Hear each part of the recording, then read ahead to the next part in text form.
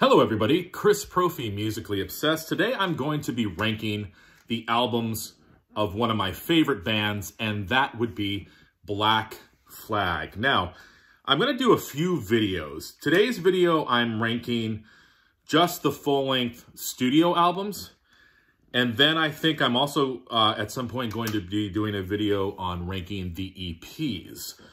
So, 7 studio albums for Black Flag. As I said, one of my favorite bands. I remember getting into them when I was in junior high school. I had a bunch of friends who were skaters. I did not skate. I just watched them skate, but I soaked in the music that they were listening to. So, you know, the Dead Kennedys, the Circle Jerks, Black Flag, Corrosion of Conformity, all that stuff in the beginning. I was just soaking it in and loving it. And I still listen to Black Flag. I've seen them live a few years back without Rollins. Basically, I went there to see Greg Ginn play. And then I also have seen Rollins live, not singing, but doing his spoken word thing. So, again, one of my favorite bands. I wanted to rank these albums, so let's get into it. Coming in at number 7 is the album What The? Now, this is the only Black Flag album I don't have on vinyl. That should say something. It's not a terrible album, but when you're ranking the albums, this has to fall dead last. This was a 2013 release. Lots of songs. I mean, you've got Ron Reyes on vocals, who was one of the original Black Flag singers. Greg Ginn on guitar, Greg Ginn on bass, and then somebody named Gregory Amore on drums. I don't know who that is. It's not a bad album. You know, the cover art sucks. Maybe if they cut back on some of the songs on there. I mean, look at all the tunes on there. Could have benefited from some editing, but coming in at number 7, Black Flag, What The? All right, number 6. These are like my babies here. It's hard to rank them, but putting Family Man at number 6. And what this is, it's basically spoken word on one side and instrumental music on the other. Very, very cool concept. I almost feel like Black Flag was ahead of the time on the SST label. I think the SST label was ahead of its time as well. Dig this record. Rollins is so creepy as he's doing his spoken word stuff.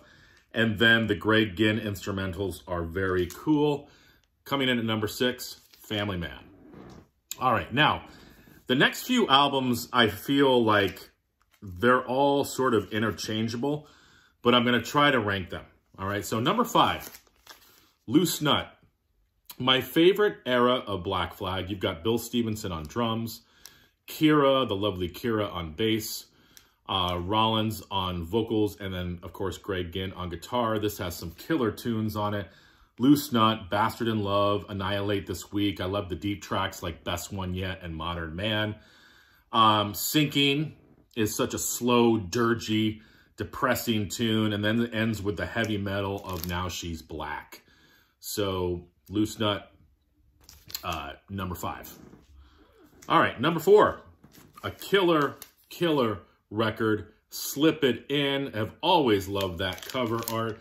This has one of my favorites Black Flag tunes, Black Coffee.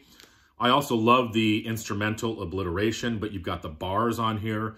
My Ghetto, and then it ends with another heavy metal masterpiece, You're Not Evil. I've said this before, Black Flag has admitted to listening to a lot of Dio around this time, and you can hear it. I mean, they sort of branched out from those early punk albums and started to incorporate more heavy metal riffs, which I think is cool. I mean, maybe it alienated those early Black Flag fans. I don't care, because I really like what they sort of morphed into with these records. All right, number 3, In My Head. I have always loved this record. I love the diversity of this album. You get a little bit of everything. It opens up with Paralyzed and the Crazy Girl. It sounds like Rollins is in some mental institution and he's singing in an echo chamber. It's the weirdest production. The song In My Head is killer.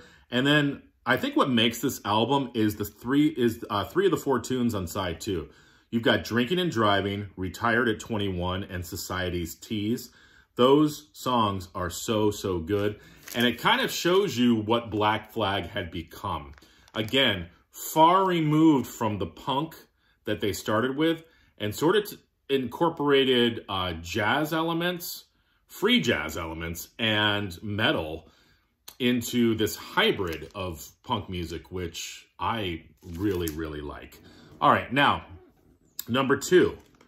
This was difficult, but I'm putting Damaged at number 2. I mean, you know, what can be said about this album that hasn't already been said? Just a masterpiece, one of the quintessential punk albums of all time. And in this lineup, of course, you had Rollins on vocals, Des Cadena doing guitar and vocals, Greg Ginn on guitars. You had Chuck Dukowski on bass and Robo on drums, produced by Spot, R.I.P. The only thing that's not making this number 1 for me is I have never really liked Rollins' vocals on this album. I actually prefer to listen to some of the earlier singers sing some of these songs. Rollins' voice was not seasoned yet. It's not a bad vocal performance by any means, but I really kind of like where his vocals went after this record. But you can't deny the impact of Damage. So number 2, Damage. That would mean my number 1 record for Black Flag is My War. Iconic cover art, killer, heavy, dirgy tunes on here. I love, of course, My War, Can't Decide. I Love You is one of my favorite songs. Forever Time, The Swinging Man, and then side 2, as I said, dirgy, metal, slow, doomy tunes, Nothing Left Inside, 3 Nights, Scream. It actually could have been one song with 3 parts. They basically paved the way for those doom metal artists. I mean, like I said, slow, dirgy, something that the punk bands weren't doing around that time. Excuse me, Black Flag kind of forging their own path. Whether you like it or not, I know that some punk kids were probably like, what the heck is this? Why aren't we getting Damaged Part 2?